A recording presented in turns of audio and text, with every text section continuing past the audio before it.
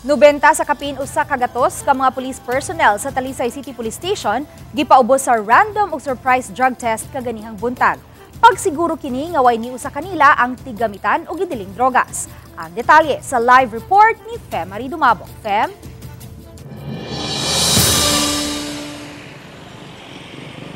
May usa sa gipaniguro sa hepe sa Talisay City Police nga tanang mga sakop sa Drug Enforcement Unit sa maong Talisay Police Station ang mapaubos gyud sa drug test. Sa iyong ganihang buntag, gipatawag ni Police Lieutenant Colonel Ipriang Paguyod ang tanang mga sakop sa Drug Enforcement Unit, Intelligence Unit, mga investigador, mga sakop sa SWAT ug uban pang mga personnel sa Talisay City Police Station. Human sa mubo nga meeting, kalit nga nangabot ang mga sakop sa forensic team nga maoy mipahigayon sa drug test. Miabot sa 20 ka mga pulis sa Talisay City Police Station ang napaubos sa drug test. Lakip na niini ang unom ka mga non-uniformed personnel o NUP. Matod ni Paguyod, nga kun mahimong katuluon sa matag tuig ang surprise drug test, ila kining himuon. Pagsiguro kini nga ni usa sa mga sakop sa Talisay City Police, dili tigamitan sa ginadili nga drogas. Tinatawag na initiative po ng ating kapulisan or programa ng ating kapulisan as regards po sa internal cleansing, no? Just to show the public na wala tayong tinatago. Palagi po tayo yung nasa frontline po sa laban natin sa illegal drugs. So, ito isang pamamaraan para ipakita sa publiko na transparent ang ating kapulisan na wala po silang involvement sa drugs, no? Particularly yun sa paggamit ng drugs. Sa mga magpositibo, hayan mataktak yun sa katungdanan. Alam naman po nila yan, ma'am, na matagal na po silang winarningan. Very serious po naman yung PNP about sa paglaban sa illegal drugs. Ever since po naman yan. So, kung sila mismo ay ma-prove na gumagamit talaga sila ng illegal drugs, may patutunguhan po talaga sila.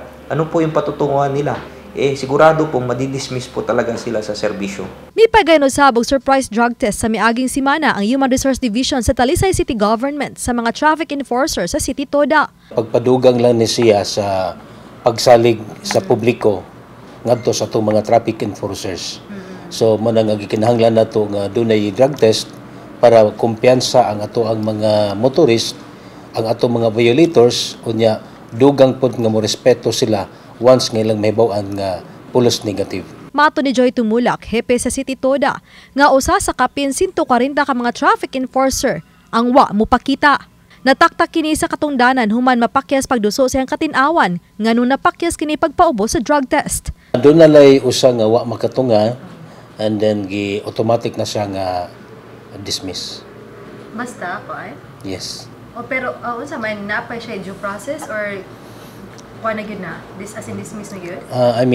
Pagpatawag na to og unsay rason nganong nga wa siya makapadrug test ug nganong wa siya motunga ato nga meeting. So wa na ko madawat ang iyang rason. So mo ni final na.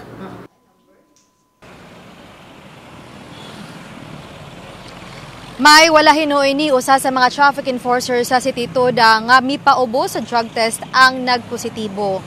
Samtang hangtod karon gapaabot pa sa initial result sa gipahigayon nga drug test kaganihang buntag sa mga sakop sa Talisay City Police Station.